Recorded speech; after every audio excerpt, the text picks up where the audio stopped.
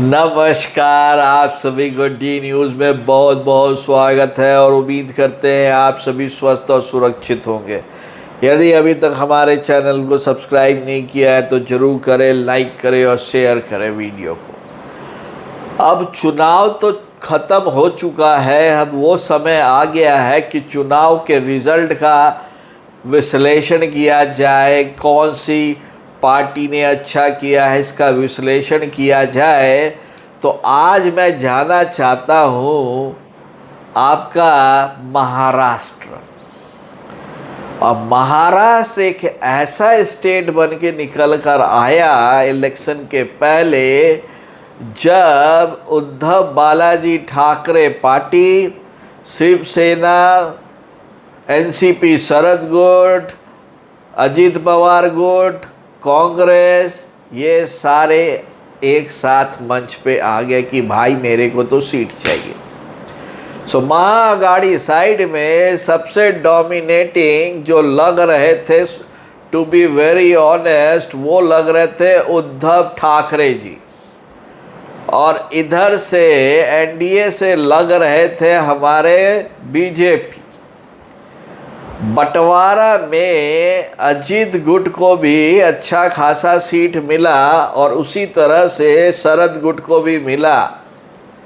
लेकिन ये जो गुट में जो गुटबाजी थी, क्योंकि उद्धव ठाकरे की पार्टी शिवसेना को छीनकर एकनाथ शिंदे जा चुके थे और शरद पवार की एनसीपी को छीन के अजित पवार जा चुके थे, और ये दोनों एनडीए में जाके मिल गए थे। और कांग्रेस एक ऐसी पार्टी थी जो किनारे बैठ के खेला देख रही थी। तो जब ये हुआ तो इसमें दो जो पार्टियों का जो जोर लगा, क्योंकि शिवसेना का जो कोर वोटर था वो बट गया, एनसीपी का बट गया, लेकिन कांग्रेस का कोर वोटर नहीं बटा। और बीजेपी का बहुत सारा वोटर वो भी छटा, क्योंकि वहाँ पे 8500 का एक शगुफा छोड़ दिया कांग्रेस के शहजादे ने, और हम तो उनको क्रांतिकारी नेता बोलते हैं। और उसके चलते जो मुस्लिम वोट बैंक था वो एक मुश्त होकर कांग्रेस की तरफ चला गया, और बाकी का जो मराठी वोट था वो एनसीपी और शिवसेना और यूबीटी के बीच में बंटना शुरू हुआ। लेकिन देखा जाए तो सबसे बड़ी पार्टी कांग्रेस पार्टी निकल के आई, जबकि आना चाहिए था बीजेपी यूबीटी, लेकिन वो नहीं हुआ, क्योंकि ये लोग आपस में ही लड़ते रहे। जब तक ये लड़ रहे थे कांग्रेस भोज खा रहे थे, और शिंदे गुट और शिवसेना और उद्धव ठाकरे गुट के बीच में कोई ज़्यादा सीटों का अंतर नहीं रहा।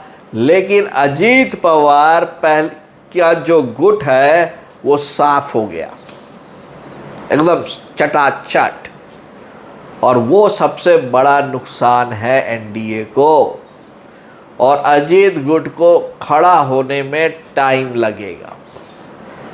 दूसरा, ये जिस तरह से एनडीए का वहाँ पे ग्राफ नीचे गया है, तो नेताओं की एक खासियत होती है, वो उधर ही रहते हैं जिधर से उनको दिखता है पावर आ सकती है।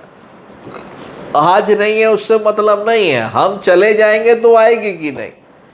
तो हो सकता है कि कुछ नेता जो एमएलए हैं एकनाथ शिंदे साहब के, वो उस पाली चले जाए।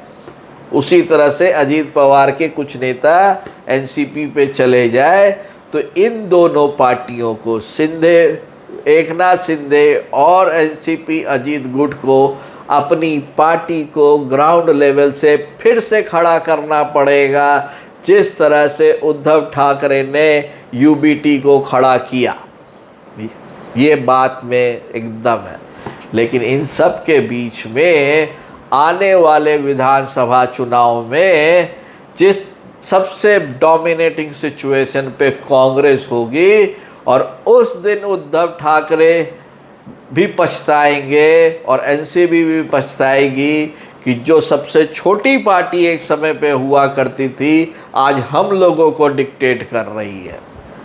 और बीजेपी अगले 3 से 6 महीने में ग्राउंड लेवल पर काम करके अपनी त्रुटियां को ख़त्म करके फिर से उड़ जाएगी।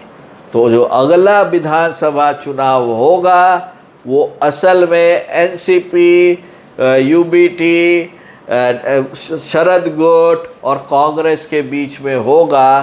तो बहुत ज़्यादा हद तक ये है कि अगला जो आपका मुख्यमंत्री है महाराष्ट्र का, यदि वो या तो उद्धव बालाजी ठाकरे के वहाँ से होगा, नहीं तो बीजेपी से होगा।